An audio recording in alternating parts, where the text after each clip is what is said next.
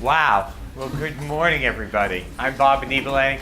Welcome to this first session of the morning, and make yourself as comfortable as you can. I'm delighted to see so many of us here this morning.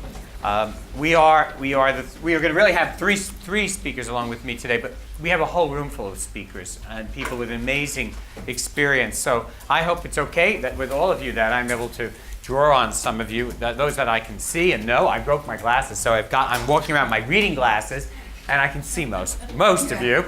So if you see me swapping glasses, that's the reason. I won't be so self-conscious. But first, I have to do the housekeeping. So please silence all cell phones.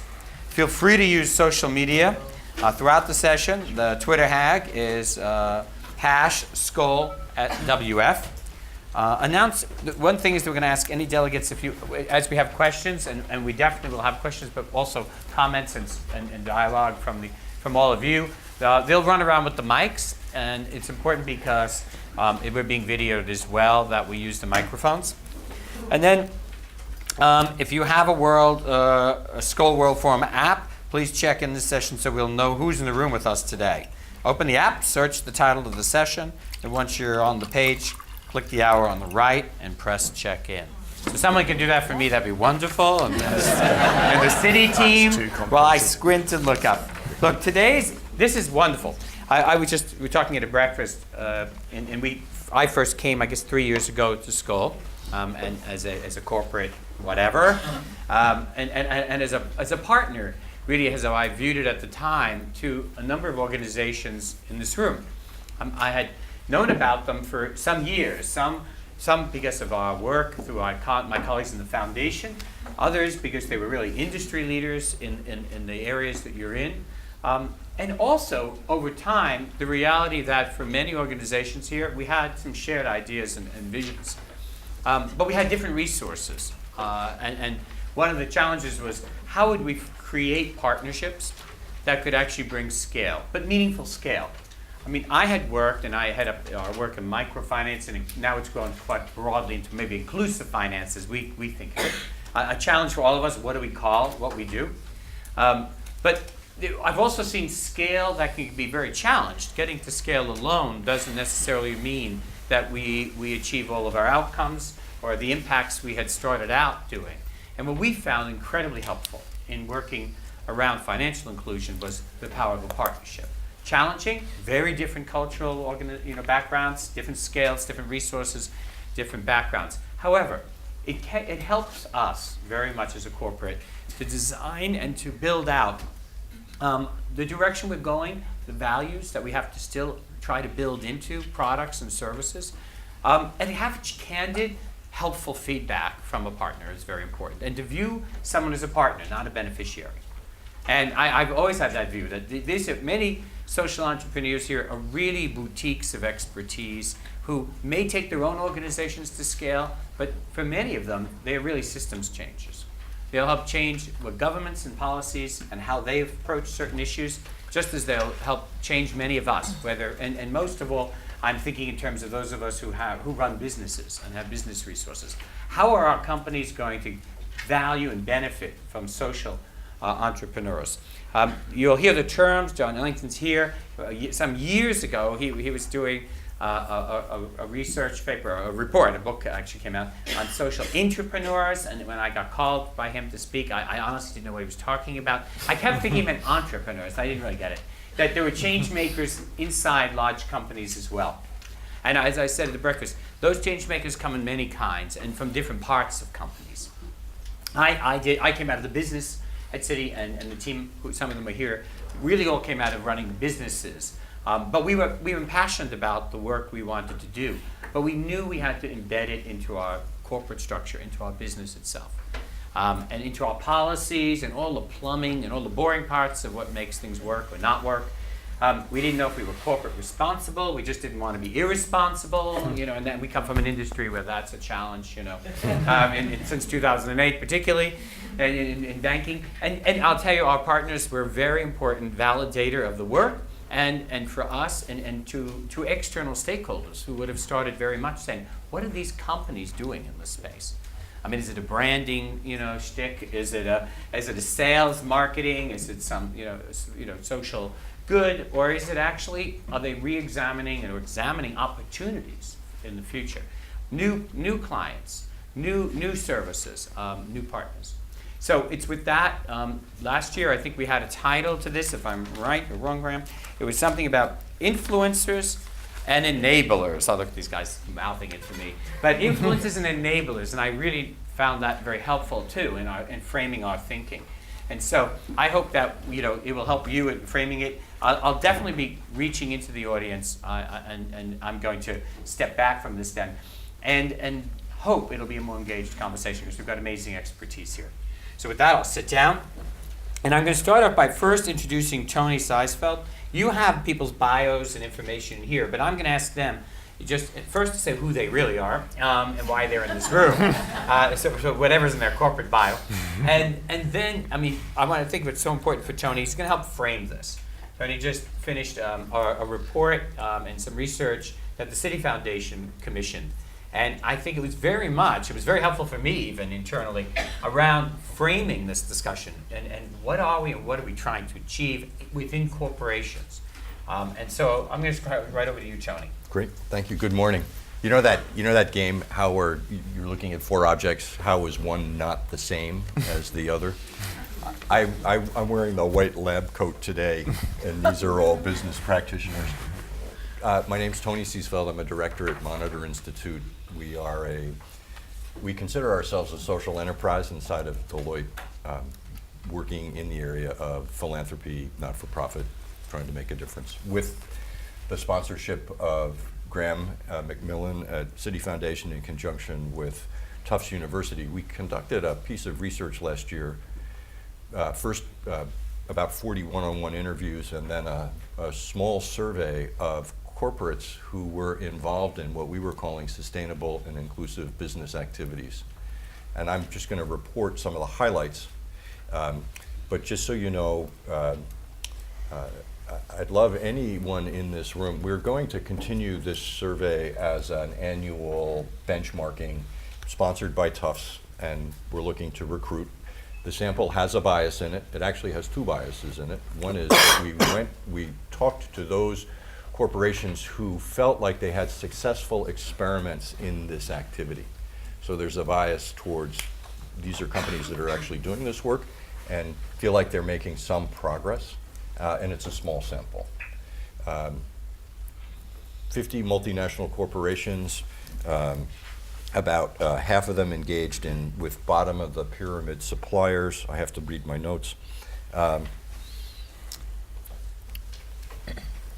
We asked them why they were engaged in these activities. So why were they doing this? What was the motivation? How were they making the arguments inside the organization, and what some of the barriers were? The findings.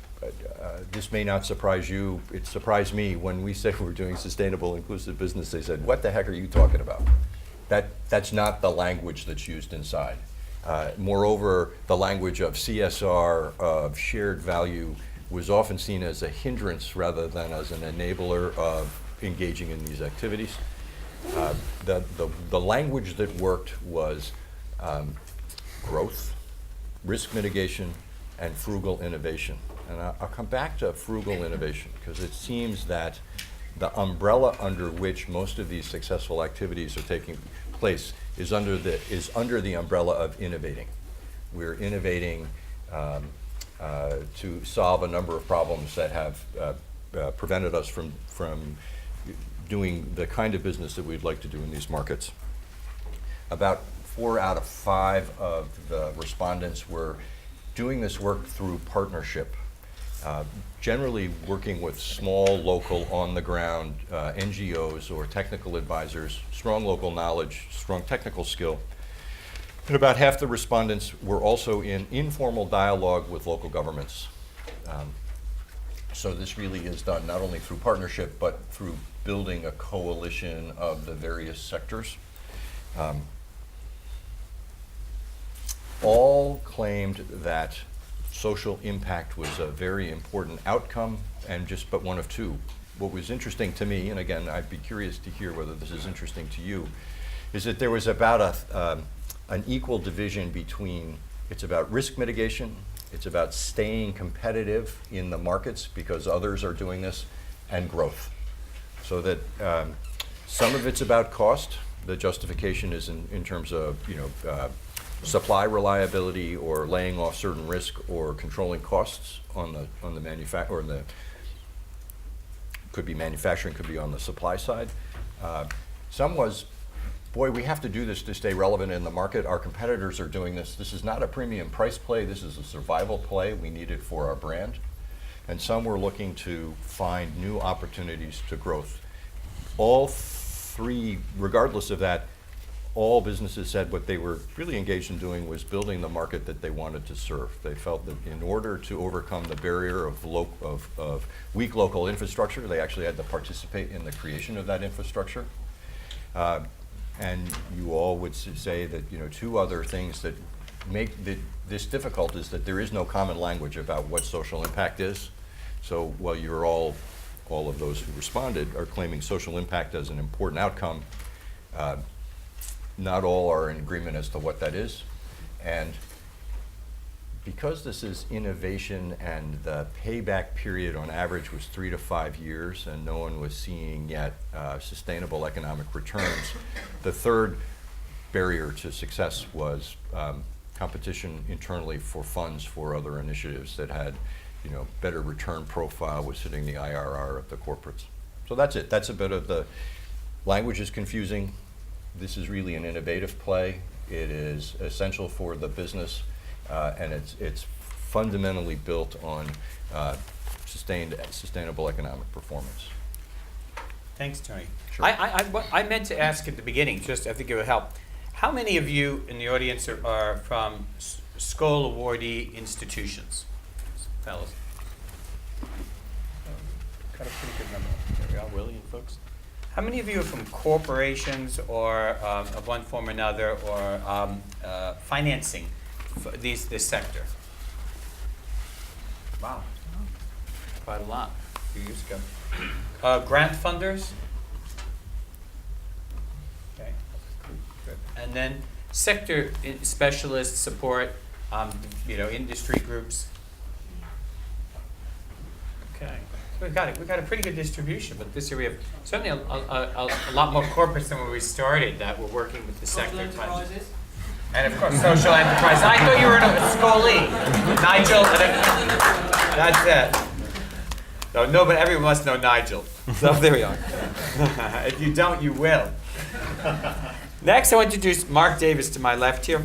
And Mark, I get to meet Mark. He's the community trade director at the Body Shop, but I met him. Really because I was chairing a judging panel, I think it was for the big business in the community in London. And the Body Shop came in to present. And I must say they did an incredible job presenting. And I had the real advantage of hearing a lot about their business from that opportunity. And they've been unique in many ways in this space. If you go back, I don't know, it was maybe 30 years ago it was established or so? Approximately that, About yes. that? But that's, I remember it. And again, its whole brand identity at the time, at least for people my age or whatever, was about being a sustainable, sourced products that were great, good quality and affordable, but also it was the sourcing and being conscious of where the ingredients, if you will, where did it come from? And it was really a dialogue that I never remember hearing before that in either, certainly not in their industry. In consumer products, but not even in the food industry, which you would have thought we might have thought of that first.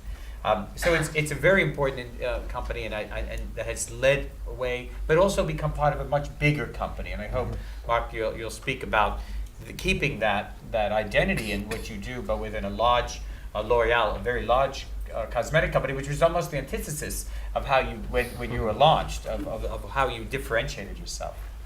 Please. Okay, so I'll introduce myself first briefly. So as Bob said, I'm the Community Fair Trade Director for the Body Shop. My basic responsibility is to manage the company's sourcing program, so the responsible sourcing program. We've been running the program for about 27 years. And the key objective is to buy quality ingredients, gifts and accessories to make our products and to sell to our customers. But using Anita's original vision that business should be about more than just profit to also then drive benefit to the people in those supply chains. So, as I said, we've been doing it for 27 years. We work with around 25,000 producers around the world across 27 groups. More broadly, from the projects that come from those groups, around 320,000 people benefit from the program. So, as Bob was saying, back in 2006, we were bought by L'Oréal Group. I was working with the Body Shop at the time, and understandably, there was a lot of concern, fear, I would say, that we were going to be engulfed by this enormous beast, partly which we've been campaigning against. We've been trying to develop new ways of doing business. I was quite pleasantly surprised, actually, that one of the first things that happened was I got invited over to Paris, sat down and told one of the main reasons we bought your brand, apart from the fact it's a fantastic brand and we like your products, etc., or quite like your products, we're going to change those a bit, is your team, the people you work with. We as a business need to learn, how do you work with suppliers on the ground? How do you share the value of the business with them? And more importantly, how do you drive innovation? And it's quite interesting that innovation came out in the survey, because thinking about the cosmetics business, we are about innovation. We're about developing new ingredients, new products all the time, so that our customers can buy that quality, effective product they want. Now, most of those products derive from nature, and most of the people who grow them will have had traditional knowledge in producing them, and therefore you need to work in a specific way with them. We had, at that point, I can't do the maths now, we'd done 20 odd years worth of learning how to do that on the ground, and a very important part of what I then spent the next 3 years doing was taking those lessons into the group. And to kind of go back to the title of the session, really this is about how do you work in partnership with people at the different levels. So how do you work in partnership with people at the grassroots level, but then more importantly as well, how do you build those coalitions afterwards to not just impact the people you're working with on the ground, but then to create real change in the broader industry. Okay. And since, just tell us, and since the acquisition, right, what was your competitor? I believe you also have become a significant influencer, though, within L'Oréal. And maybe you can give a little bit of an example of how that's occurred. So again, going back to the research, it's interesting to hear the fact that language comes out as being a barrier, and talking about shared value, social entrepreneurship often turns off the people in the boardrooms where you go to work. In many ways, what the people want to hear, and definitely within a cosmetic brand, they want to hear about innovation, they want to hear about risk management, and they want to hear about how you're going to be driving growth. Now, there was quite a lot of conversations when we first started working there about why did we do what we do. They literally didn't understand. I think earlier on over breakfast, someone mentioned the corporate immune system. You find yourself in an organisation where you are challenging the holy cows of that organisation, how an organisation should work, how innovation should be driven. And if you think about the cosmetic sector, as with the pharma sector, a lot of what we do is about generating patentable, captive innovation. If you're working with small groups on the ground, if you're developing innovation with people using traditional knowledge, then there's a whole different conversation. And thinking now in the time of the Convention on Biodiversity, there's strong legislation in lots of the countries that we work in which stops you being able to do those bad practices. So a lot of what I was doing was explaining how the way that we worked enabled us to still drive that innovation, enabled us to have captive innovation, but how we would have to work with the groups on the ground, indigenous peoples who are the sources of that information, to drive that innovation. And who do you partner with to do that? Initially, it'll be with groups on the ground. So it'll be with, we work a lot with NGOs, we work a lot with United Nations and other multinational bodies, we work with social enterprises. We work with effectively 3 strategic areas. So they're the small cooperatives, they're the multinational bodies, and then there are the processors and people who will actually transform the nuts, the leaves, the roots into the finished products we work with. And really what we have spent I've spent the last 5 years doing is building a coalition of people who are able to do that in a way that works both for them and for our business. And you achieve the scale through that networking that you still require? That's the aim, and we are now beginning to drive some work to scale. So a good example of this is having worked for 20 years in shea butter in Ghana. I then went to work in the broader L'Oreal group, helped them develop a new program to drive benefit based on the lessons learned by the Body Shop. Then taking that to the next level, we've been instrumental in creating an organisation called the Global Shea Alliance, which brings the whole shea industry together to try and transform the industry. Because one of the interesting things about shea, which I found out not that long ago, is that most of it goes into chocolate. So only about 3 to 4% goes into cosmetics. Most of the rest of it is in chocolate. So if we were going to have a significant influence on the 16 million women who are involved in that business, we needed to engage not just the cosmetics companies, but the people who export the kernels, who process those into the fats that go into chocolates, and then the chocolate brands as well, so that they recognise that this is something they need to do something about. Okay, thank you. KAVITA. KAVITA PRAKASH-MANI is at Syngenta. She heads the food security agenda, but has also been working with the World Economic Forum very much on food security as an issue. And Syngenta is one of those companies which probably has an enormous impact on many of us, but it's not a consumer name.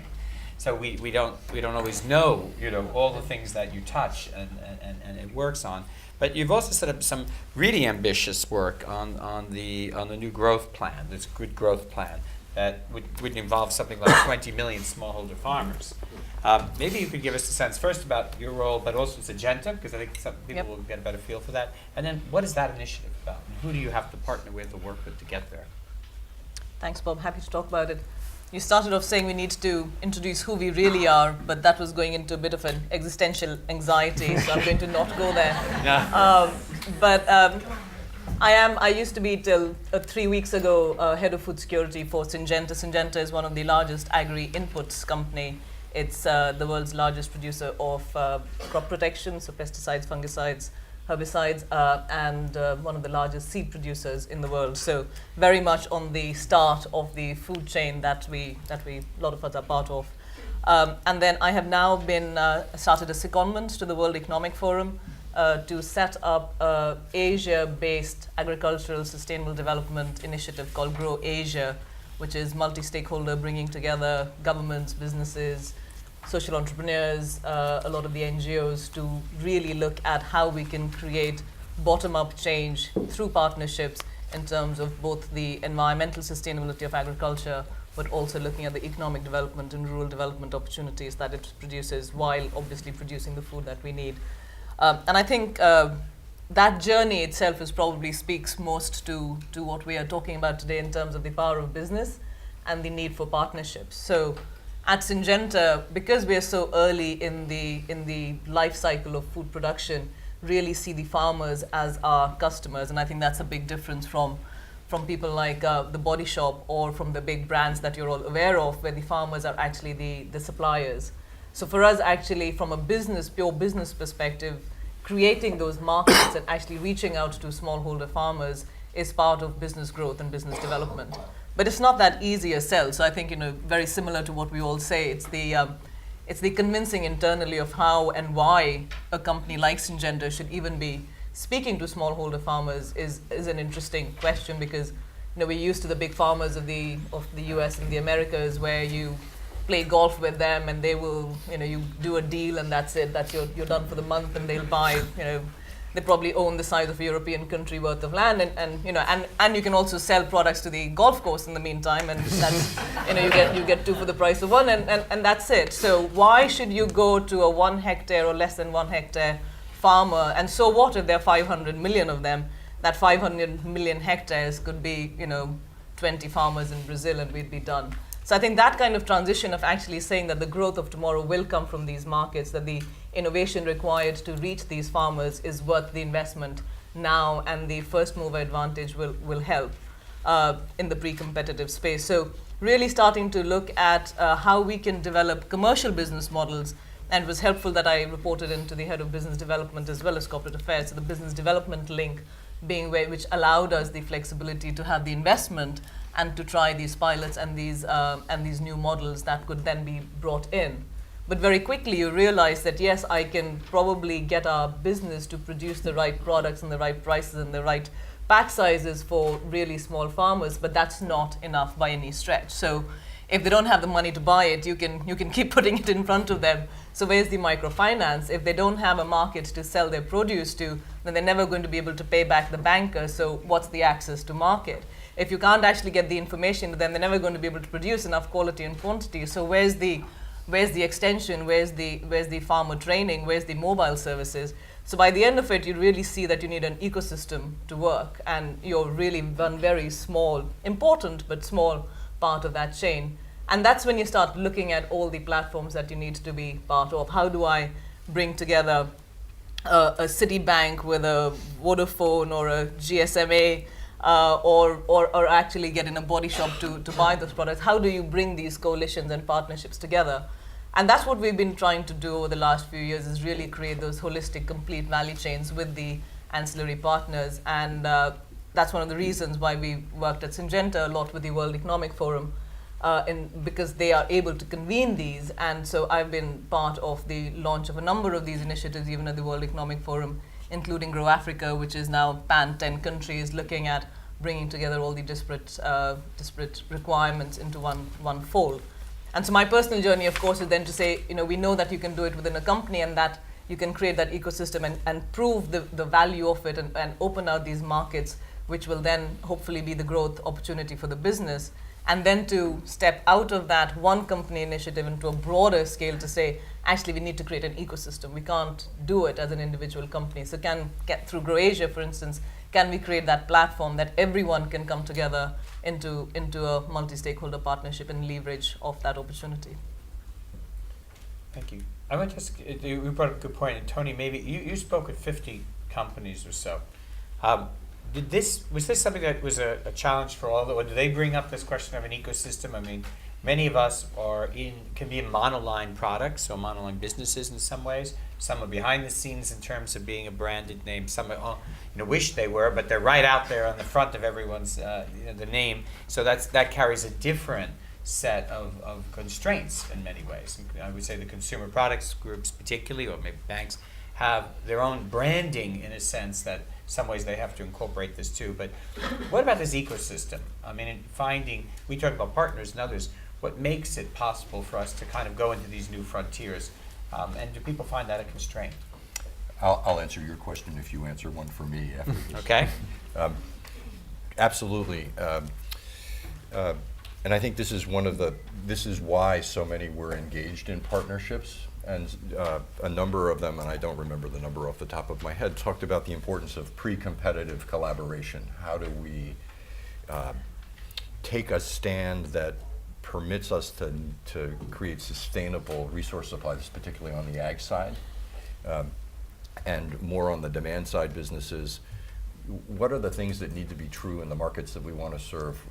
For finance, what are the requirements of financial literacy before we actually introduce mainstream financial tools? So this notion of building the market, of creating the system in which we work was an essential part of the work of these projects. We've heard from Body Shop. We've heard from Syngenta. What's Citi's story? Citi's shtick, as we say, right? Yeah. It's an interesting one, and again, it's in some markets it's a retail consumer name, as would be many consumer products, but not in most. And those are in some countries where we have retail branches in the bank.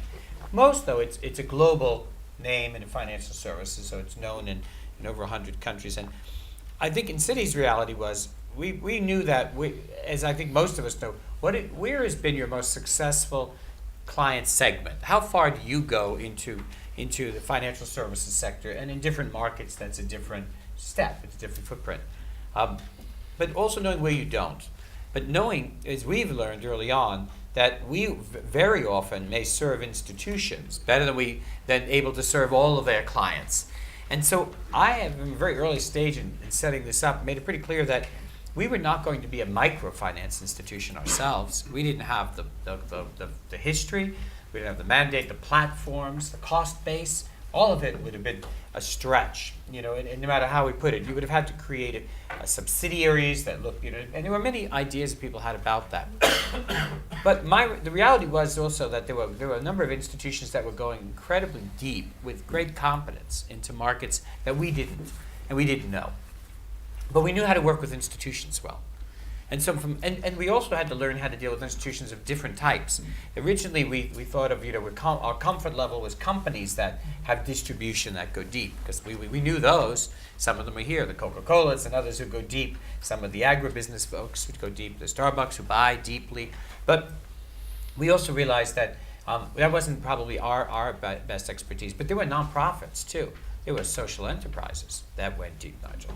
And many of those were, if we could understand how they operated better, if we could build a competency in working with institutions, my colleagues here, Philip Brown and others who really from a risk perspective had to frame this dialogue around, well, who are these clients that you're talking about, Bob? How in the world are we going to finance them?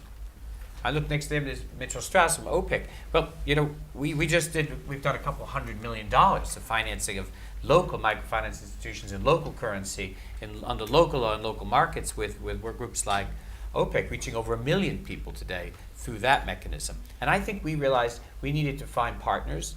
We needed to find institutions that could aggregate outreach, because we could wholesale structure. And we probably would be most valuable if we could help build platforms for scale.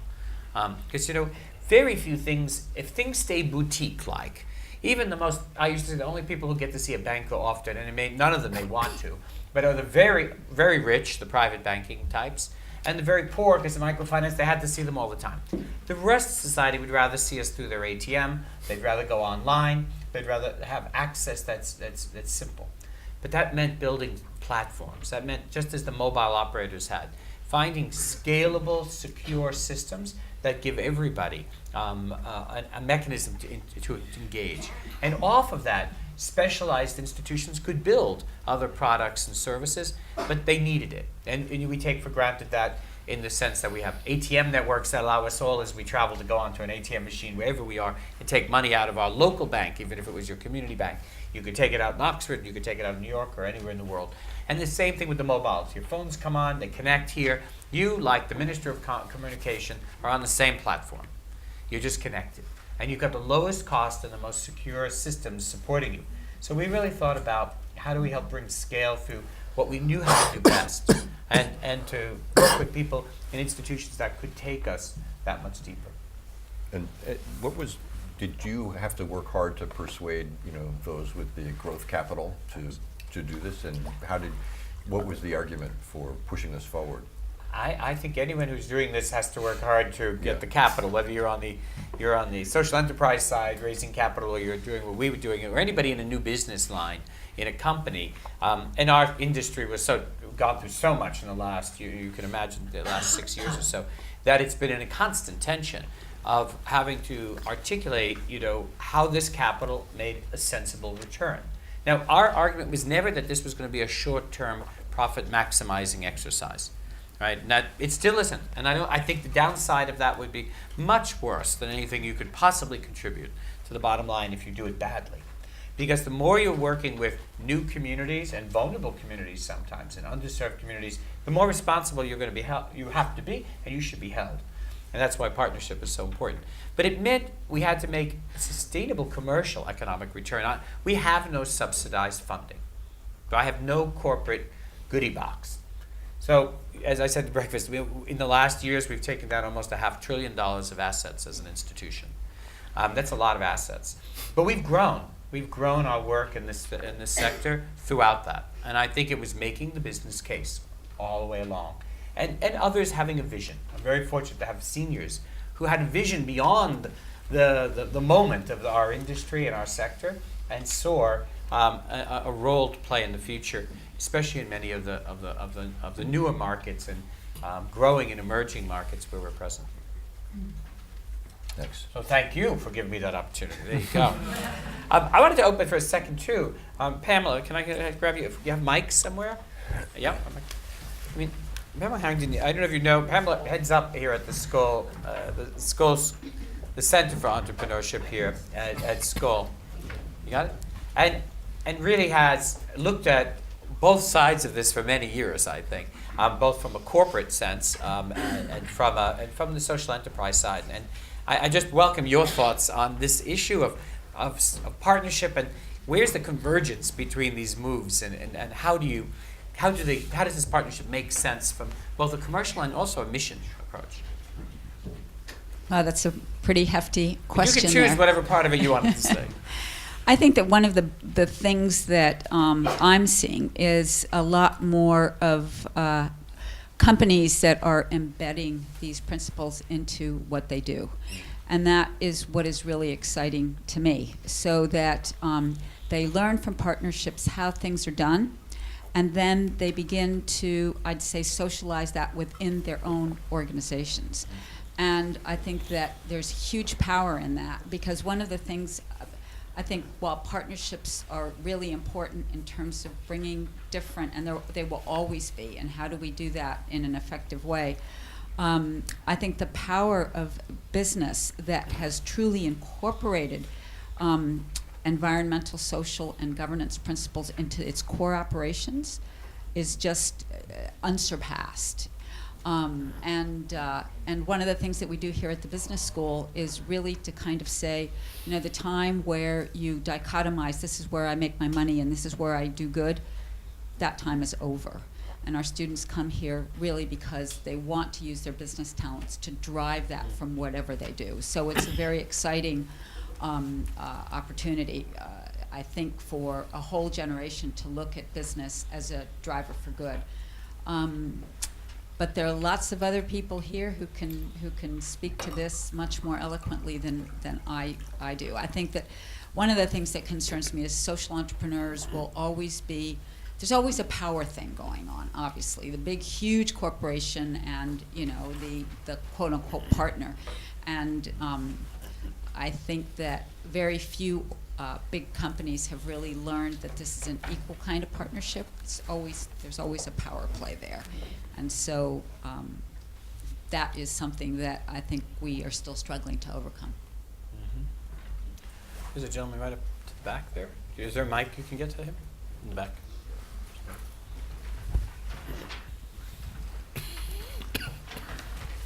Here.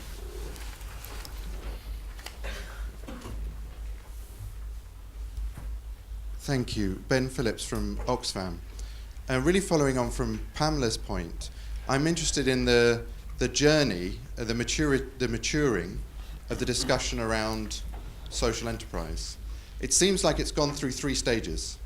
The first stage was well-meaning but hubristic. We're fab at making money, I'm sure we can fix poverty. And those who embarked on that journey learnt it's even harder than making money.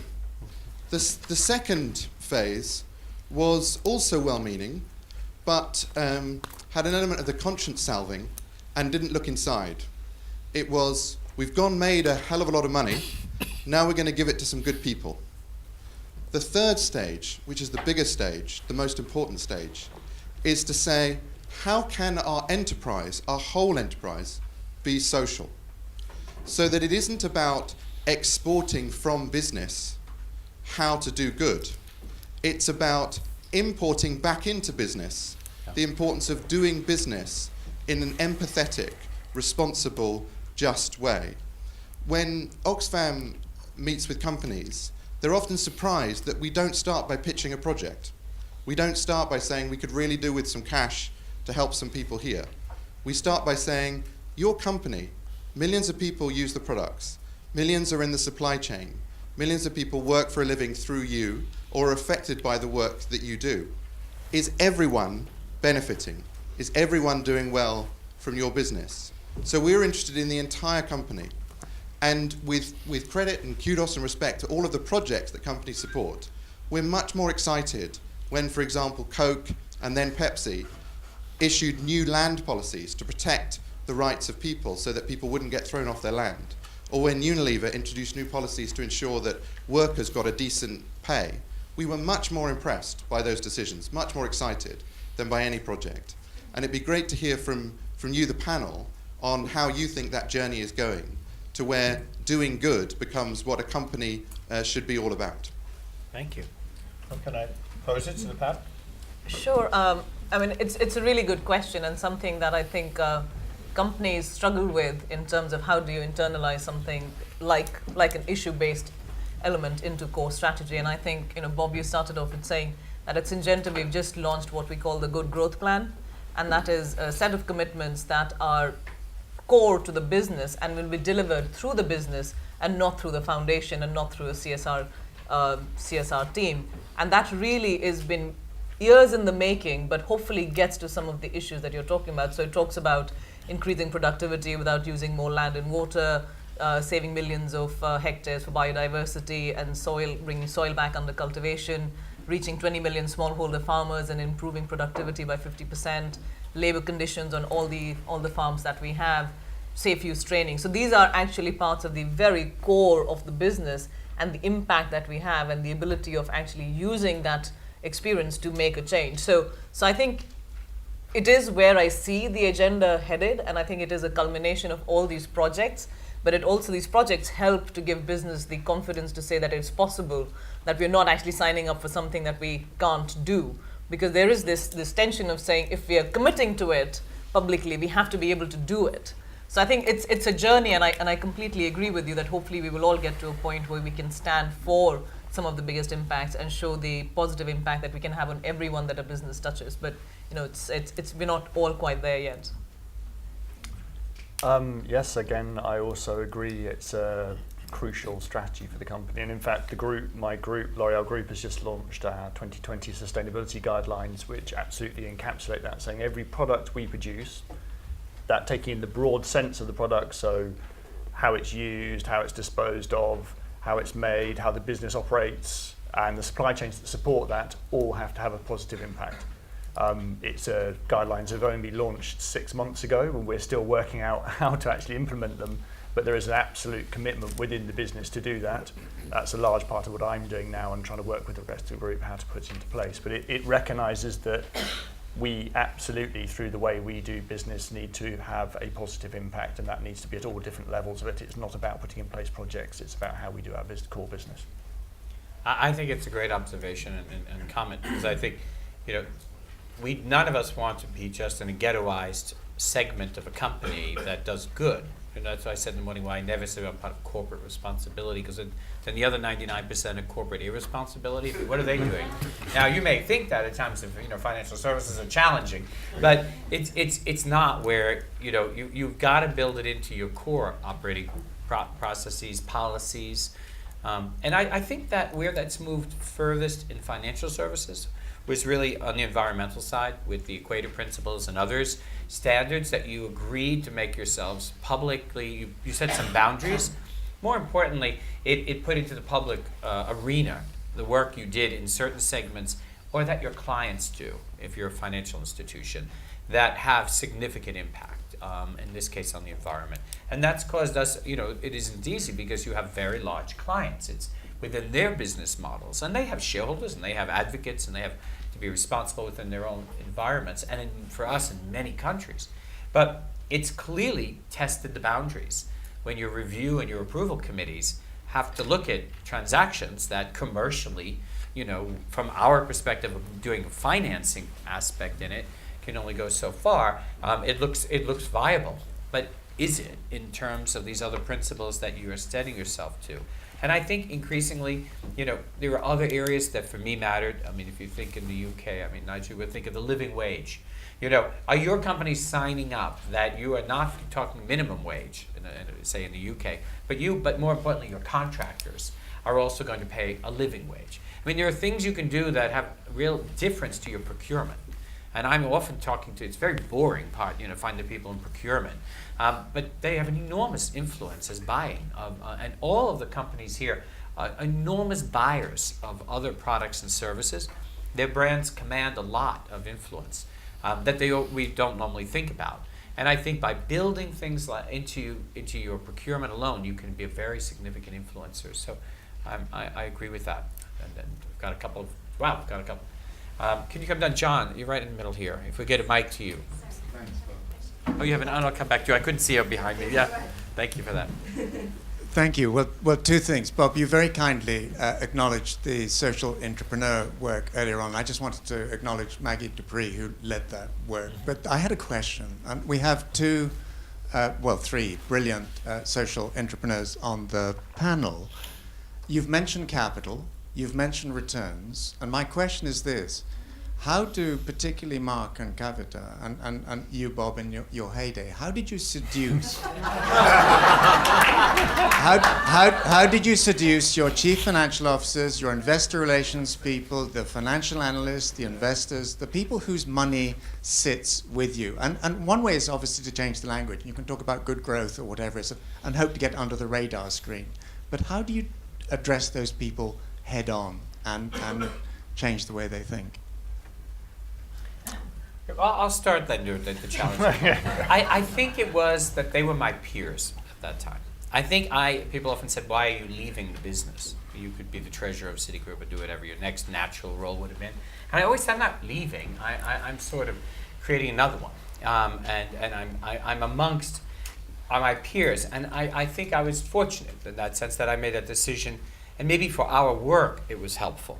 The time that I did it was such that most of the people who were my peers run very big businesses at Citi today, or run other things. We used to work with people like Ajay Banga, who now runs MasterCard globally, right? And Ajay just drunk this Kool-Aid long time ago, and others. And I think having this come from people who they know, you understand the beast, you get the full agenda, you understand the pressures of earnings and shareholders and everything else as well, was very important. So I would say for anyone doing this as internally an entrepreneur in a company, it is very important that it's not that the sponsorship or maybe the ownership of the work you do needs to be at a pretty senior level to truly be able to carry its weight through the cycles of management changes and fads and branding change. And I think that in our case, perhaps, I mean, my colleagues would know better, but I think that mattered. I had access to the CEO, the CFO. I would go to the CEO offsites with the business heads. So my peers saw that, and they understood that this was still, the company was investing in this. They got it. And I think that was just as important in many ways from a perception of your other businesses that you were brought with them when we talk about strategic issues, whether good or bad, about planning and capital when we went into that environment. So I think it's very important that you have that level of seniority supporting it. I would mirror your comments to some extent. I came from a financial background when I came into my job within the Body Shop. I was also employed as a commercial buyer. So the returns that we show from what we do were absolute. We were showing profitability and we were showing innovation. There's no stronger argument to make with your CEO and CFO than showing that you are making money from what you're doing. That then gives you more license to do the things that may take a bit more time because you have a proven track record. But I think going back to almost the question around the culture versus the projects, having the ability to deliver some success through some projects is a fantastic argument to carry on and be able to do other things. We can be dismissive of the value of projects. If they are able to demonstrate that you are able to deliver something, you can then win the broader argument. Having that access afterwards, having the credibility to be able to go and sit with the CFO, with the CEO, to be able to convince them, and then for the rest of the business to see that you have that access is a strong part of it. Just very briefly, I know a lot of people want to make comments, but I think there's absolutely about leadership. So not only getting your CEO and your CFO, but also just pitching it to your board so that their own reporting requires you to talk about it. But I think more than, in our case at least, more than the money actually is not the big investment. So it doesn't take that much cash. It actually takes a lot of time and people. And I think getting that time and people was what was challenging. And because we didn't want to create a foundation inside, we didn't want to have a big team that we were running, and we wanted it to be done by the business with our support. It was getting those business people and the business lines in countries to release some people to be running those projects that took a lot more convincing. So it was more about how do you make the business case to the country manager or even the person below him to put his person to run these projects and do it for 3 years before the returns actually came back. So I think there's a lot more of different types of investments that we needed to put in. Can I know you're ready behind me. There you are. Okay, are you ready for Yeah, I'm ready. Okay. You may want to stand up. She asked me to stand up. I'm Ruth Shapiro. I run the Center for Asian Philanthropy and Society. And my constituency are all Asian philanthropists and Asian corporations. And I have a question for Tony and for Mark. For Tony, I wonder, of your 50 companies, can you talk about the demographic spread of who responded to that? And can you also talk about the demographic spread of where their activities are? Sure. And then for Mark, you mentioned that you partner with nonprofits, with social enterprises, with governments, and multilateral organizations. A few years ago, Asian corporations, if you asked them what public-private partnership was, they would talk about toll roads and ports. Now some of the most exciting work is happening in country by kind of growth market companies. But when they talk about partnerships, they get antsy. You know, it's such a huge time sink.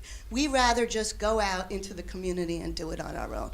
So I wonder if you can just say, are there big ahas about working with those different organizations? We know IKEA just came out and said, it's really hard to work with UNHCR. So are there, and they finally decided they had to go public in order to change to the, so can you talk about what's different about working with these different partners? Thank you. I'm not sure I don't have complete command of my statistics. It's okay. The people that we interviewed were responsible for projects that were on the ground in what Arif called growth markets. And I believe it was about 40% Asia, 40% Africa, and about 20% Latin America. But the companies that they represented? Were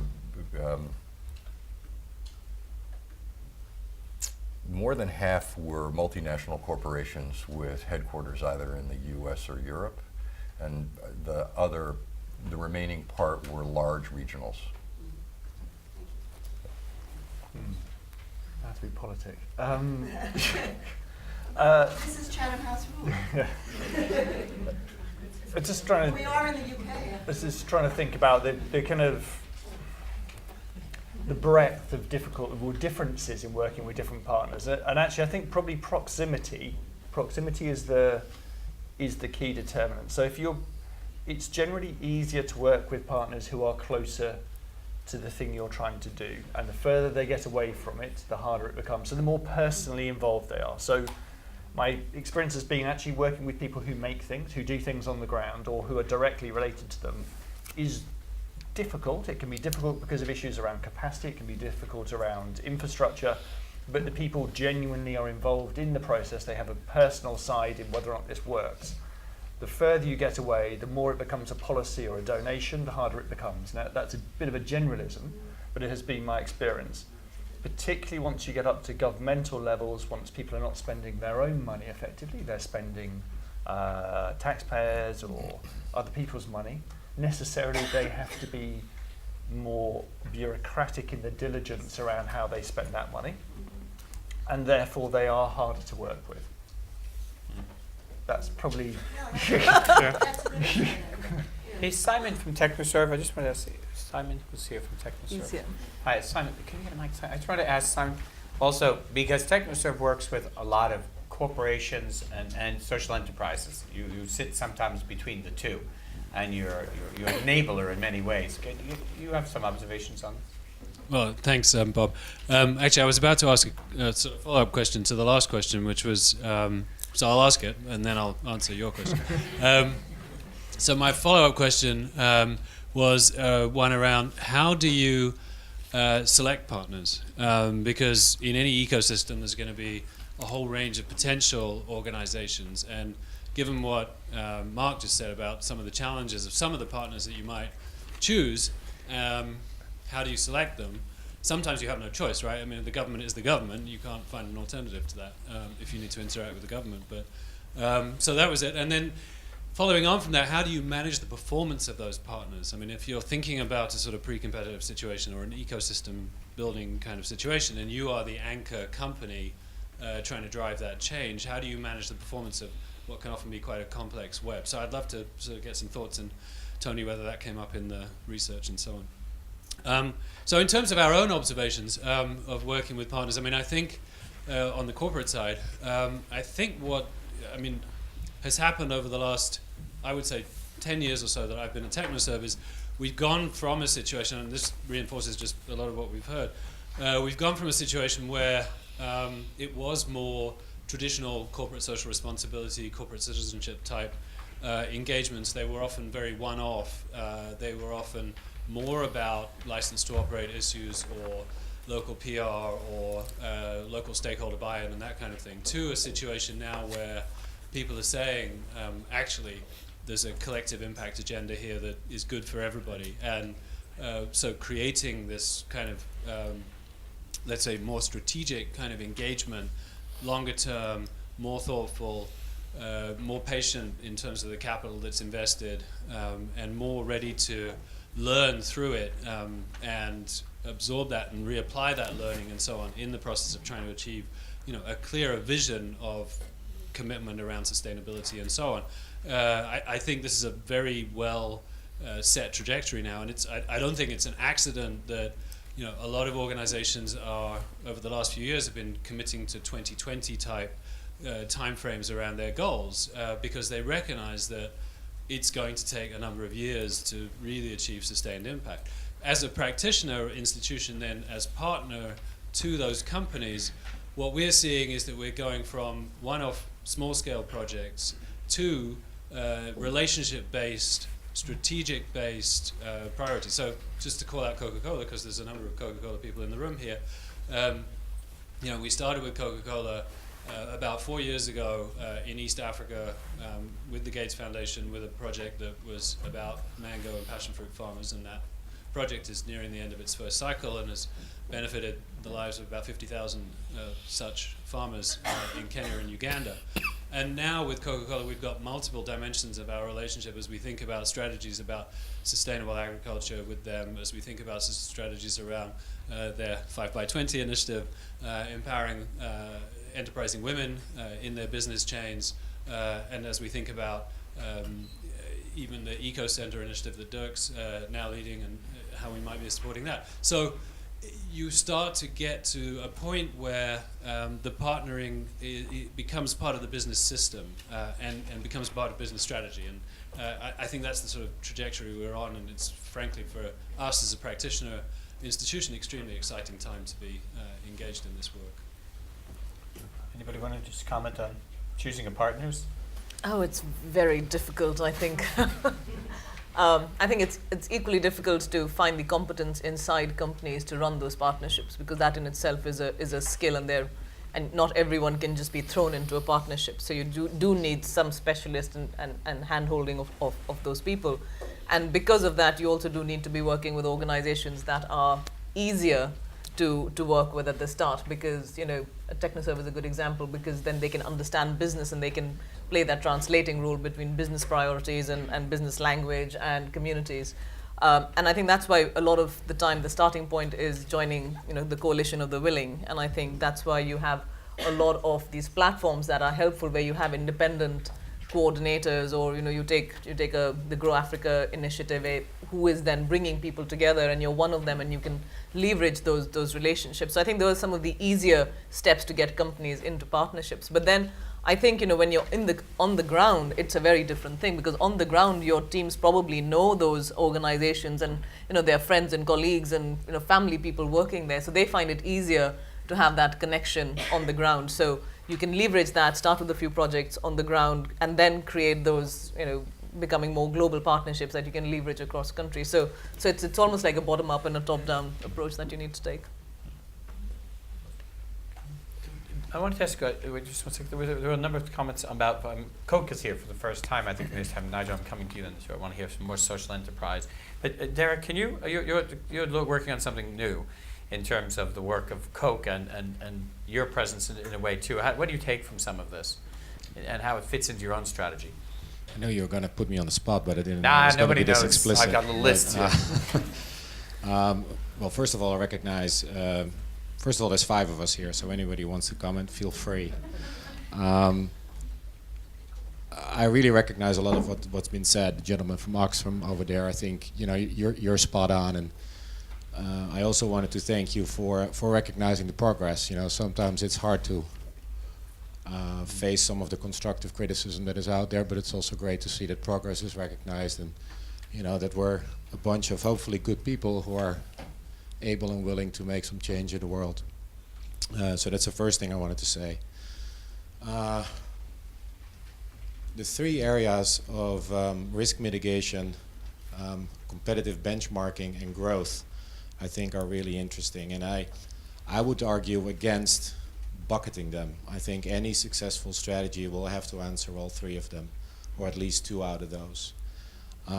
So back to the point of the question that was asked about, you know, what are some of the barriers internally and how do you get support? I agree about the leadership and visionary drive that needs to exist in organizations, and frankly the project that I'm running is supported, and that I know that Charlotte and the team are running are heavily supported by our leadership team, the board, etc. So it's a critical variable, but I also think we then need to take it to the next level, and I feel that there's a step between the vision and the results of the project, and to me that is the conceptual business case. So how do you take those concepts of growth, risk mitigation, and competitive benchmarking into a business case that makes sense? And there's a lot you can quantify, right? If I engage today with people in the bottom of the pyramid, I can project where those people socioeconomically will be in 10, 15 years, and it doesn't take rocket science to build a conceptual business case out of that goes beyond, you know, the vision. So that's how it started, and then getting support to get on with a couple of projects to really make a difference is relatively easy. So for the project which I'm running now, which is setting up a social enterprise franchise system for rural communities in developing countries, Africa, Asia, Latin America, and trying to help them pull themselves up by the bootstraps, if you will, through a social enterprise philosophy with the emphasis on enterprise in terms of creating financial sustainability for their activity, not for our bottom line, but for their activity. And grounding that in some of, and in providing access to basic utilities like water, power, connectivity, which are generally the three areas that, you know, once you have that, you can start to think about service provisioning, whether it is in education, in healthcare, basic things like phone charging, and then you can start taking it to a physical supply chain as well, where you can start giving people access to basic sanitation services or products there. So that's what we're trying to do with the Eco-Center project. I look at it as a project that can only be successful through tri-sector leadership, so we don't see ourselves as, you know, the organization that is going to do it. We aim to take a servant leadership role in bringing people together from across industries. At this point, I think we've figured out a lot of the basic business model stuff, but now we need financial partners, we need NGO partners, we need government partners to make it successful. So, you know, it's a social entrepreneurial unit that is, you know, it's a startup in a company of 700,000 people, so it's quite exciting. Thank you. Great. I look forward to joining you. Nigel, or if you don't know, runs Big Issue. He runs also Big Mission Invest. You know, so I think you ought to. Thank you. I don't have to. I'll just the Body Shop. Can I just pay a very short tribute to Anita and Gordon? It's for 38 years ago, I think, the Body Shop, because the Big Issue was born out of the Body Shop. Mm-hmm. Not only was the Big Issue born out of the Body Shop, but Twin Trading, which had Cafe Direct, Divine Chocolate, Baloo, the Wind Up Radio, the Big Issue, which is probably the most well-known social enterprise in the UK, and so on. And it's a real tribute to Gordon and Anita. And I always said, when, you know, our memories of that are, you know, Anita's lorries coming down the street, one side adverts for peppermint foot lotion, on the other side campaigns against domestic violence, and nobody thought there was a dichotomy because she was marketing the core values of the company. And it's a great, you know, and we're proud to have come out of the Body Shop. Because of that, I think our relationship with corporates has been really interesting, and just recently we've had some extraordinary partnerships, one with Experian, where we put social housing rent data along with traditional credit scores, and potentially we could positively change the credit scores of 1.5 million people in the UK, and Citi gave us an award for that. Corporate social venturing, we pulled in partners who we didn't expect to pull in to come into corporate social venturing and corporate lending with us. And finally, we just launched the first social investment fund that's gone onto the public retail market with Threadneedle. So working with the corporates has been really good for us. But I think, and I'm talking to the social enterprise, we've been really good for them, right? Because what I really love is getting into that boardroom, getting in the CIs and talking about what we do and how we can use business to transform this world. And I love it working with them. And so my real question is, and it's to the corporates around the room and to the panel, what have we done for you that's changed your business? And the second question is, because I think it's the key, then what have you done to persuade shareholders that actually there are different values to be had? Because for me, that is the key. And talking to a CEO of a UK bank recently who said, I've done all these things, all my staff are different, a lot of my staff, my younger staff, feel really different out of 2008 or 2009, but I still have to do quarterly reporting, and I'm not sure in structural terms what that's going to do to change the nature of what we do. So it's a kind of it's a quite a big question, really.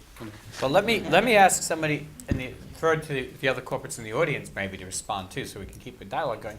I mean, we have who's here from Starbucks? Kelly, are you here? Yep. Kelly. Right. Kelly, I mean, maybe you can respond to some of this. Does it resonate at all what Nigel's saying in terms of what you get also in return from these sort of relationships? Oh, 100%. I'm in agreement, and I feel pretty lucky to work for a company that values partnerships and values pre-competitiveness. And I would say that what Starbucks has gotten through relationships and partnerships is an awareness that maybe we haven't seen or been directly close to, and that affords us the opportunity to engage with others and drive change. And I think using the Starbucks brand, which is pretty well recognized globally, that also gives us access to bring others along and bring dialogues to the table. From another perspective, which is maybe a different one, it also is a strong resonant for our employees. So we employ over 200,000 people around the world, and I think that inspires those 200,000 people to go and engage in their communities and do good work as well. So there's a broad ripple effect. Back up on the floor. Did you want to speak? Yeah, we have right in the front row. I thought you did right here. Did you? No. Oh, I thought it was your hand before. Yeah, no. Sorry. Gib Bullock from Accenture Development Partnerships. I was just wanting to really also pick up on something Pamela said around the asymmetry in some of these partnerships, the sort of large corporates, etc. Others. I've done a bit of martial arts in my time, and it goes with the bald head, I suppose, but I think there are some analogies around, this idea of, with judo, you've got a huge opponent, but you use their power, their strength, and I think that goes to the key of how we link in social entrepreneurs into larger ecosystems, larger value chains, and indeed entrepreneurs working within, changing the sort of, by 1 degree, the large corporate supertankers. So I just wanted to sort of pick up on that point, that I think its size is actually an opportunity rather than a threat, and that asymmetry is important in this discussion. Well, one of the groups that probably does it, Willie, you're back there. You work with big name brands sometimes too, and in your work, and I would just say that this, similar to fair trade and others, right by the door and far back, throwing him in there. And I was just trying to think a bit about root capital, in the sense that for many of you, I think it's really true. You're dealing with much larger institutions, but you add a credibility and a value to their product and their sourcing, and there's an increasing dependence on that, on demand by clients. So maybe that asymmetry, but how do you manage it, knowing that you have something of an intangible as well as a product that you help source? Yeah, can you hear me? Yeah. I'd say for us, the big thing, say, working with Starbucks over the years, and it's been a great partnership over a decade, is a lot of what we do is kind of on a pre-competitive basis. It's building industry infrastructure. It's allowing the market to be served in the event of a market failure affecting smallholder farmers that aren't bankable and can't access not only working capital, but investments to invest in resilience on the farm or in processing plants. If you can fix that, it's good for the entire industry. So Starbucks can be extremely magnanimous because it's in self-interest, but it's also good for the brand, hopefully. And so for us, it kind of, as long as it's way upstream and pre-competitive, it makes it a pretty safe ground to walk on in a very competitive industry, of course, as all of them are. And the thing I'd say about Starbucks in our relationship with them, which speaks to a bigger issue that's kind of popped out for me today, is one of the biggest challenges with large corporation for, as you put it, kind of a boutique of expertise, like a social enterprise, if you have value to add, is you might get in through the CSR window, but then you got to get to procurement, then you have to deal with treasury if there's an investment involved maybe, and you have to, so there's all sorts of parts within the company itself, so you have to speak the right language, but then that company, in the case of Starbucks, wakes up one day and you're dealing with the coffee leaf rust crisis, and you need a really messy, uncomfortable, industry-wide, high-impact partnership that involves policymakers, right, government, international development community, industry leaders, social enterprises. So like everybody's got to be able to figure out how to come together. So first it's figuring out how to talk within the corporation.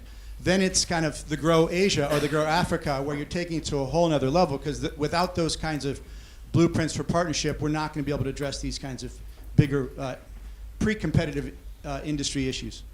Marcelo, just if I couldn't find, where's Marcelo?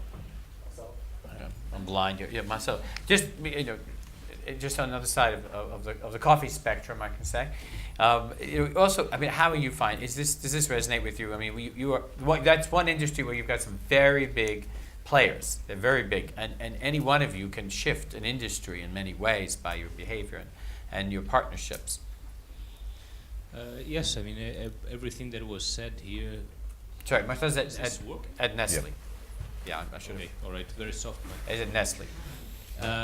Everything that was said here resonates, and we share a lot of these of the, let's say, struggles and a lot of the difficulties in actually implementing good ideas and scaling good intentions. But I think the message here is that it is about building pre-competitive alliances and building, let's say, sourcing markets that everybody can tap into. But also, ultimately, you need to deliver long-term value to the companies, to the shareholders, and that is how Nestle is approaching the subject with the concept of creation shared value. So there is no, let's say, no loss in the relationship between shareholders and the farmers, for instance, that participate in the supply chain. Long-term value is created from today, and that's the hook, let's say, that need to be developed with relationship with shareholders, with board members, and all that. And I subscribe to the fact that if you don't get the buy-in from the top level, from the executive board and from the board, then I mean you will achieve results, but it will be a lot of blood, sweat, and tears on the way. It's very difficult, and time and resource is a big constraint as well. If you look at from the long-term perspective of value creation, then let's say you need the right people on the right positions, with the right let's say with the right incentives in order to start to work with that. Okay, I know right here. Thanks. You might stand up. Renee Kaplan with Skoll. Mark, I wanted to ask you, come back on because making the business case is so important, how this data and the survey, how more of us can be a part of that. So if you could talk a little bit about, sorry, Tony, not Mark. Tony, you can take this too if you want. No, Mark, okay.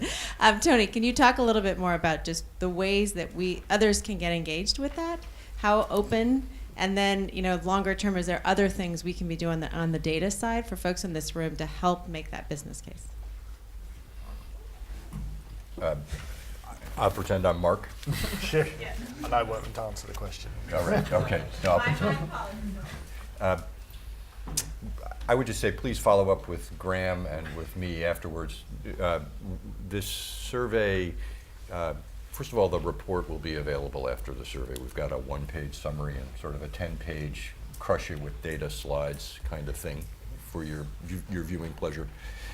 This will be hosted through Tufts, and we would like to run this on an annual basis, and we would be collecting data late spring. And we're really interested in corporate response. We didn't actually ask, there's some great questions to add to the survey. We didn't say, how do you choose partners? That would be a nice add, thank you.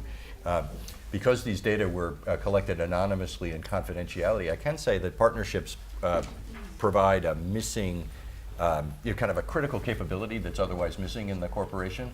And for some, represents subsidy. How do we raise money? Well, we raise money a little bit by getting the partners to carry the burden of time, attention, and money. I noticed it didn't come up in the conversation today, but I just say,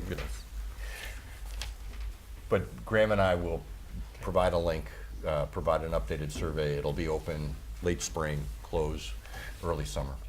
Thank you. We only have about 5 minutes. I know the gentleman here right in front, pink, over there. Sure.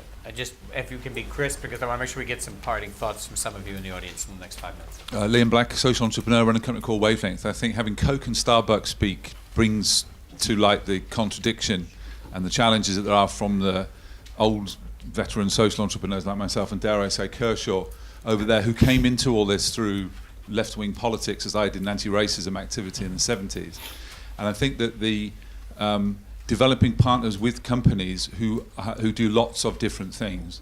So Starbucks do lots of great things, found out not paying tax in the UK. Also, Coke, fantastic, but lobby against control of their tooth-rotting, fattening product.